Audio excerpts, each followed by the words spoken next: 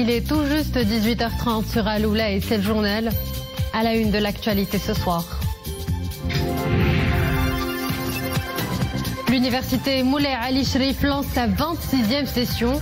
2 jours consacrés à la thématique l'État alaouite chérifien et la dimension africaine du Maroc.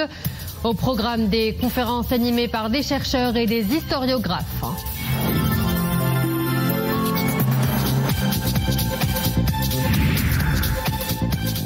Moins d'une heure nous sépare de l'ouverture officielle de la 20e édition du Festival international du film de Marrakech.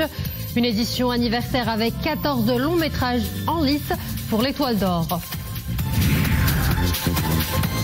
Pour l'escale culturelle de ce vendredi, bienvenue dans l'univers de Rim Battal. Elle est l'invitée du journal. Une artiste poétesse autodidacte, ses œuvres associent poésie, écriture et art visuel. Elle est notamment l'autrice de 20 poèmes et des poussières, latex et transport en commun. Bonsoir, Rissani accueille les travaux de la 26e session de l'université Moulay Ali Cherif sous le thème l'État alaouite chérifien et la dimension africaine du Maroc. Cette session vise à jeter la lumière sur l'ancrage du Maroc, sur son prolongement continental. Bob Kermnabret. L'université Moulay Ali Cherif, un rendez-vous culturel annuel de la ville de Rissani, berceau de la dynastie alaouite. Plusieurs thématiques seront abordées lors de cette session, notamment les liens spirituels, culturels et intellectuels entre le Maroc et l'Afrique subsaharienne, le rôle des ulémas africains dans la préservation des valeurs humaines, les efforts du Royaume du Maroc dans la valorisation du patrimoine culturel africain et le Maroc africain et ses dimensions populaires et officielles. أمام اهتمام صاحب الجلالة الملك محمد السادس نصر الله وأيده. Vu l'intérêt qu'accorde Sa Majesté le Roi au continent africain, à son développement et à sa prospérité, et au regard de la haute sollicitude dont le souverain ne cesse d'entourer la population africaine, la session scientifique de l'université Moulay Ali Cherif a décidé de choisir comme thématique de cette 26e session l'État alaouite chérifien et la dimension africaine du Maroc. La ville de Rissani et sa région possèdent de grandes potentialités dans les domaines de la culture, du patrimoine et de l'histoire. Parmi les projets en cours de réalisation, le centre culturel de Rissani. Ce projet a été présenté aujourd'hui. Le coup d'envoi a été donné l'année dernière. Nous commençons déjà à percevoir les résultats. Le centre culturel de Rissani sera fin prêt d'ici 2 ans. Au-delà de son rôle culturel et historique, le centre contribuera au développement économique de la région, mais aussi touristique. Rissani sera une destination de choix pour les visiteurs d'ici et d'ailleurs qui s'intéressent à l'histoire. Organisé par le ministère de la Jeunesse, de la Culture et de la Communication, à ce rendez-vous culturel figurent également 2 expositions de photographie sur la dimension africaine du Maroc, la projection d'un film documentaire sur la profondeur africaine du Maroc et la coopération sud-sud, ainsi qu'une visite guidée au mausolée Moulay Ali Cherif. Révision du Code de la famille. L'instance chargée de la révision du Code enchaîne les auditions. Après les associations féminines en début du mois, c'est au tour des partis politiques d'être auditionnés par la commission ad hoc. Les développements avec Zaki Abdelkas et Zakaria Moukenbillah. Devant l'instance chargée de la révision du Code de la famille, les partis politiques présentent leurs propositions de réforme de cette loi fondamentale régissant les relations familiales. Principaux points évoqués lors de ces consultations, la nécessité de renforcer les droits, d'œuvrer pour la cohésion familiale et de promouvoir l'égalité homme-femme. Nos propositions se réfèrent à notre identité en tant que pays musulman et ouvert.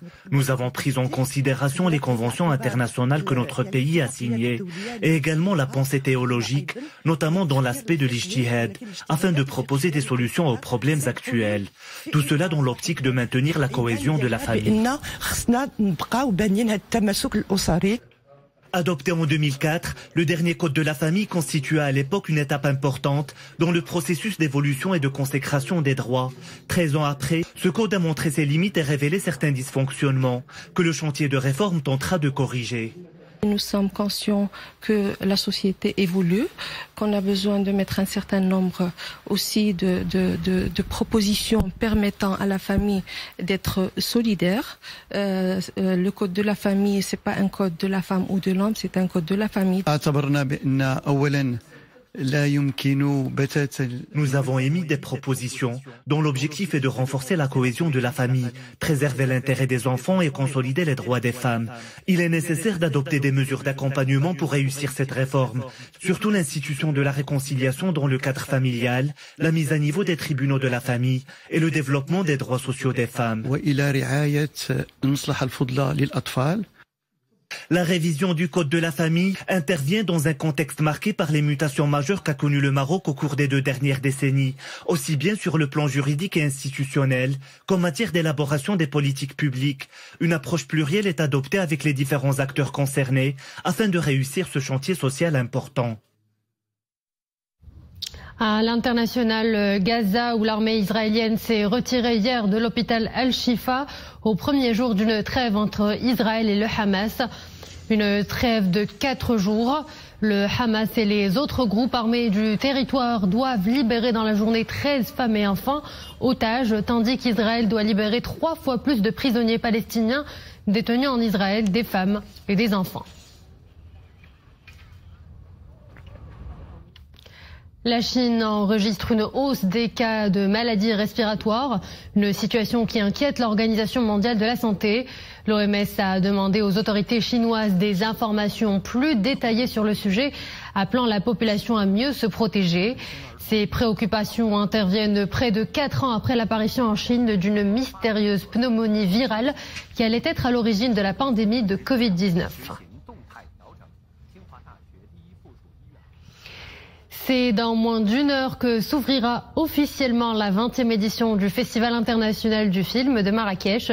Une édition anniversaire présidée cette année par l'actrice américaine Jessica Chastain. Une édition spéciale à plus d'un égard, car cette année, les 14 longs métrages en lice dans la compétition officielle sont pour la plupart un premier shot de leur réalisateur. Une cinématographie jeune, toute neuve, mais ce n'est pas tout, car le FIFM a aussi pour vocation de s'ouvrir sur tout le public. Ce matin, c'était les écoliers qui étaient invités à regarder le premier film qui concourt dans la section jeune public. Depuis Marrakech, nos envoyés spéciaux Abdelftah Zouine, Asma Tazi et Dominique Orlando. C'est au cinéma Colisée qu'a réellement débuté dès 10h ce matin cette 20e édition du Festival international du film de Marrakech. Durant déjà 2 décennies, le festival a su s'imposer comme un formidable écran sur le monde.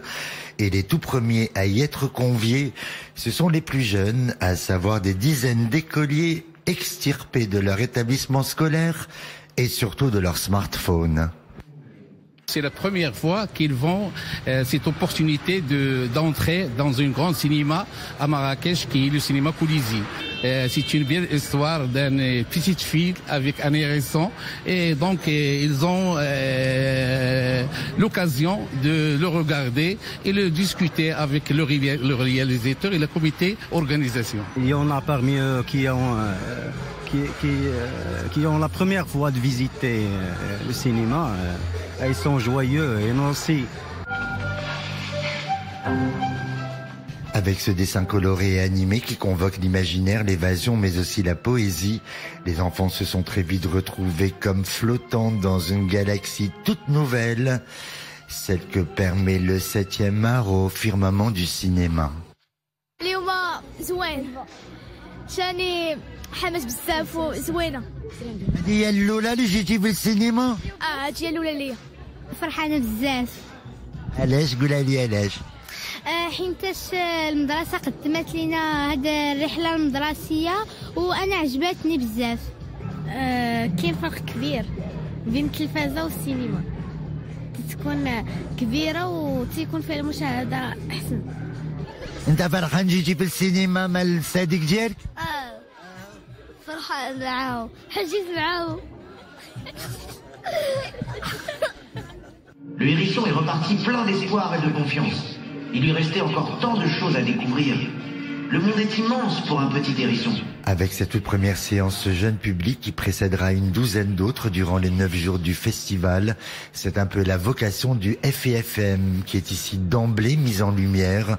Dans le cas de ces enfants, il s'agit de développer en eux le goût pour le cinéma par une première rencontre avec un film découvert sur grand écran. Crois-moi, tu seras plus heureux là-bas. Je crois qu'on a tous commencé notre rapport au cinéma avec une première fois. Une rencontre avec un film, la première fois dans une salle de cinéma, cette petite étincelle qui nous a donné envie d'y retourner. Et c'est aussi ça le rôle d'un festival, c'est de créer cette petite étincelle chez les enfants. Dès 4 ans, on accueille des enfants dès 4 ans, des lycéens.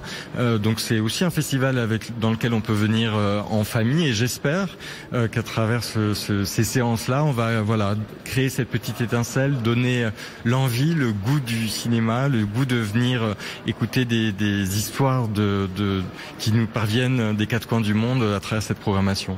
C'est des histoires pour dormir. Place à présent à votre escale hebdomadaire du vendredi. Elle s'appelle Rime et les poétesses, mais dans sa poésie, elle ne laisse pas de place aux rimes. Cela n'altère en rien le charme de son phrasé. Rim Battal a jeté son dévolu sur la prose, peut-être pour aborder tous les champs des possibles. En tout cas, sa prose laisse entendre une belle musicalité pour mieux prendre par la main son lecteur et l'entraîner dans des sentiers chargés d'émotions. Des espèces qui mettent à nu l'intime et célèbrent les identités mouvantes dans toute leur richesse.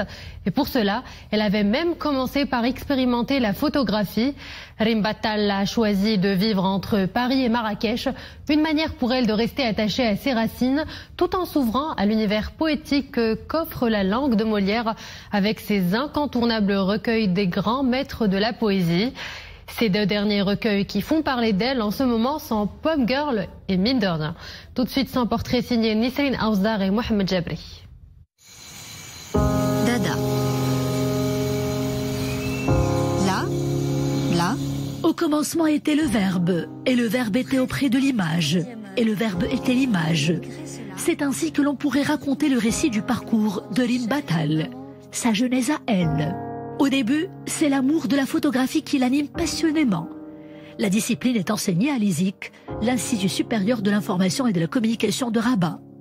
Tant mieux pour Rim Battal, alors journaliste apprenti, qui a l'occasion de laisser parler ses émotions et son talent sous l'œil bienveillant de son professeur de photojournalisme de l'époque, Ja'far Aql.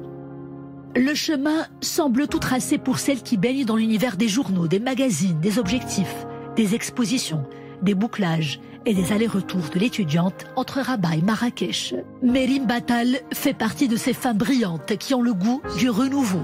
Ces femmes à l'identité rhizomique, qui voyagent, qui se cherchent en permanence et qui se réinventent quand elles se trouvent. Ces femmes qui aiment surtout aller au fond des choses. Ces femmes qui questionnent les êtres et les choses et les nouvelles identités en éclosion, qui en saisissent la profondeur, la vérité et toute la fragilité. Avec des arts et des lettres, la vie comme matériau d'écriture, comme disait Marguerite Duras. Galvauder le mot poésie. Ce n'est pas moi qui le dis. Cette exploration du profond, du vrai, du beau et même du laid, c'est à travers la voix de la poésie que Rim Battal l'a expérimenté pleinement. Résultat, une poésie contemporaine où Rim Battal se plaît à jouer avec les genres. Une poésie qui raconte la liberté, l'amour, la maternité et le rêve, et qui a permis à notre poétesse de se faire un nom dans une France où il est difficile d'acquérir une notoriété, surtout quand on vient d'ailleurs. Son nom bleu noir qui me désigne, me déleste de ma chair, me destitue. Je me suis d'interminables allers-retours entre les mots et l'image, le lisible qui fait voir et le visible qui narre, avec des frontières si fines et un sublime qui s'en dégage. Les œuvres de Rim Battal, sa force, c'est exactement cela. Si Walter Benjamin reprochait à l'appareil photographique le fait de décharger la main de sa responsabilité artisanale, contrairement à la peinture, le reproche ne trouverait pas sa place dans l'univers artistique de Rim Battal.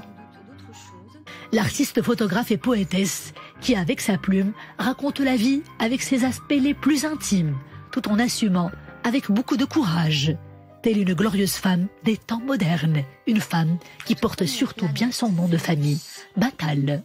Ma dada, qui n'est plus là,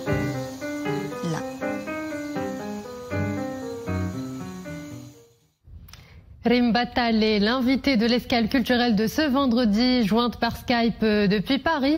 Rim Battal, bonsoir. Vous pratiquez la poésie contemporaine qui apporte un renouveau poétique avec des textes lyriques proches du récit.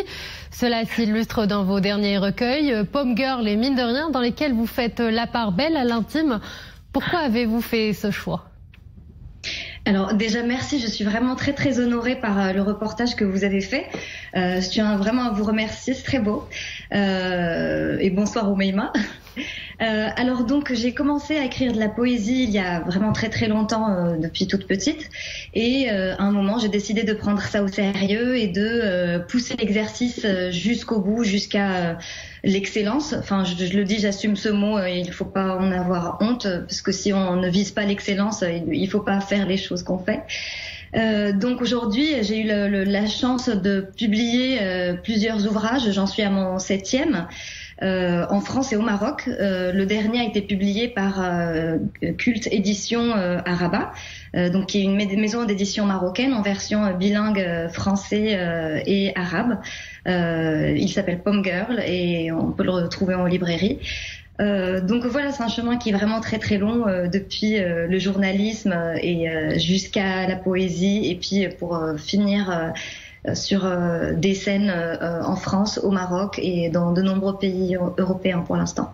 Et justement, vous avez réussi à dépasser l'écrit en empruntant le chemin de l'oralité. Je m'explique, vous vous êtes même lancé dans des performances poétiques et musicales pour la scène et la radio. C'est une expérience qui vous a insufflé plus de liberté et d'affirmation de soi ? Alors tout à fait, oui. Déjà, je pense que c'est très important de passer par le corps pour porter un texte. Et ça a été très important pour moi de porter moi-même mes textes et de ne pas passer par des comédiens ou des comédiennes. Le fait d'entendre la personne qui a écrit le texte le lire elle-même est vraiment très important et lui donne une force incroyable. De plus, je viens à la base de l'oralité. En fait, une des façons grâce auxquelles j'ai découvert la poésie, c'est en grandissant à Tantan, où j'habitais avec mes parents quand j'étais petite. Et à Tantan, la poésie est très présente dans les rapports sociaux au quotidien. Il est assez courant dans les familles de venir avec un texte qu'on a écrit pour ses invités et le lire de mémoire, d'offrir de la poésie aux personnes qui nous accueillent chez elles. Et donc c'est un peu comme ça que je suis retournée vers l'oralité, parce que je me suis souvenue justement de ça et que j'ai dans mes fondations, et ça m'a paru important de pousser jusqu'au bout la performance poétique. J'ai composé donc un spectacle avec 2 musiciens, Mathieu Bauer et Sylvain Cartini, avec qui on a fait une tournée au Maroc dans plusieurs instituts français en janvier dernier, et on a poursuivi cette tournée en France, donc à Brest, et on a fait une date à Paris récemment. Et vous venez de parler de votre enfance à Tantan. Et si on remontait un peu dans le temps, comment est-ce que la poésie s'est invitée dans votre vie au point de devenir une passion ? Alors déjà, mes parents récitaient de mémoire des poèmes, en fait, notamment de Shawqi, de Abdelatif Labi, etc. Et c'est comme ça, en fait, en les entendant les dire, comme on dirait des proverbes parfois pour nous expliquer des choses de la vie, pour c'était une forme de philosophie, en fait, du quotidien. Ensuite, avec les chansons de Fayrouz et de Kaltoum, j'ai découvert notamment les quatrains de Omar El-Khayyam comme ça. Et puis, à partir de la chanson, donc cette poésie, comme je l'ai expliqué tout à l'heure, qui est inscrite dans le quotidien, que j'entendais des personnes dire avec beaucoup de naturel, et c'était vraiment absolument normal de dire de la poésie. J'ai découvert d'autres références par la suite, de la poésie arabe, mais aussi française, francophone. Et à un moment, ça a pris, quoi. Et Rim Battal, pensez-vous qu'il y a encore de la place pour la poésie dans un monde de plus en plus rude et violent ? Alors il faut absolument faire de la place à la poésie parce que c'est vraiment une manière d'appréhender la vie, d'appréhender le monde, de l'accueillir, de l'adoucir, mais pas seulement. La poésie, elle n'est pas là uniquement pour adoucir, mais aussi pour sensibiliser, pour réveiller, pour permettre aussi d'avoir accès à l'intime des autres et de mettre les mots sur des mots, dans son jeu de mots, qui parfois nous touchent et qu'on ne sait pas nommer. Et vous êtes aussi artiste photographe. Vos œuvres ont été exposées à maintes reprises ici et ailleurs. Parmi les critiques adressées souvent à la photographie, c'est le fait de revêtir un aspect technique et mécanique. Le recours à l'écriture ne constituerait pas pour vous un espace de liberté artistique sans limite qui permet à l'artiste que vous êtes une expressivité infinie? Alors, en fait, en poésie, il y a aussi des techniques, etc. Mais justement, moi, j'essaie un peu de les mettre de côté pour justement avoir encore plus de liberté en écrivant en vers libre et en n'écrivant pas en rime, justement, comme vous l'évoquiez tout à l'heure. J'essaye d'intégrer une forme de musicalité à l'intérieur des vers même et de façon à ce qu'ils soient très agréables à lire. À haute voix, qu'ils aient vraiment une musique propre au-delà d'être accompagnés par des musiciens pendant la performance. Et en effet, quand on est face à la page, on est vraiment face à soi, on est dans un espace de liberté absolument totale et incroyable. Et c'est pour ça que je milite très très sérieusement et tous les jours auprès d'écoliers et d'écolières pour les pousser à écrire. Parce que je trouve ça vraiment très important pour se nourrir, pour se construire, pour s'ouvrir sur d'autres manières de s'exprimer que l'oralité, que le parler de tous les jours. C'est important d'explorer la langue et le langage en passant par justement en se confrontant à l'écriture poétique. Rim Battal, je vous remercie d'avoir été l'invité de l'escale culturelle de ce journal. Merci Oumaima. Sport, football pour clore cette édition avec le mondial U17. La sélection nationale marocaine des moins de 17 ans croisera le fer demain au stade Madame de Surkarta avec son homologue malienne. Un duel continental pour une place au dernier carré. En tout cas, les Lionceaux de l'Atlas sont déterminés à arracher leur ticket pour la demi-finale. Affichant un état d'esprit exemplaire, les Lionceaux de l'Atlas tenteront demain de franchir un nouveau pas face aux jeunes Maliens. Bien décidés à remporter ce duel et protégés de Saïd Chiba, ne comptent pas s'arrêter en si bon chemin. L'affiche Maroc-Mali constitue un remake de la demi-finale de la CAN ayant opposé les deux formations en mai dernier. Les Lionceaux avaient signé une victoire au terme de la séance des tirs au but, 6-5, temps réglementaire 0 partout. Demain, au stade Manahan Surakarta, les joueurs comptent faire la différence et passer en demi-finale. Après notre victoire face à l'Iran, nous nous sommes pleinement concentrés sur notre prochaine rencontre face au Mali. Aujourd'hui, nous sommes en train de récupérer physiquement après les efforts fournis lors de la rencontre face à l'Iran. Nous serons fin prêts samedi face au Mali. Là, Mali, on les connaît déjà vu qu'on a déjà joué contre la CAN. On sait que c'est une équipe, c'est une très bonne équipe qui joue bien ensemble. Mais bon, nous on est le Maroc, on n'a pas peur, on n'a peur de personne. On va tout faire, on est en train de préparer ce match et on va tout faire pour le gagner. Et voilà, on est bien en train de préparer ce match et on fera tout pour gagner ce match, Inch'Allah. Depuis le début de la compétition, les Lionceaux de l'Atlas ont confirmé toute l'étendue de leur force mentale et physique. L'équipe évoluera presque au complet. Naoufel El-Hannache sera le grand absent demain pour cause de blessure. Les joueurs entament leur séance d'entraînement dans la sérénité. Il y a par contre l'absence de Naoufel El-Hannache qui s'est blessé lors de la rencontre face à l'Iran. Blessure au bassin, cela ne semble pas trop grave. Le joueur est en période de rétablissement.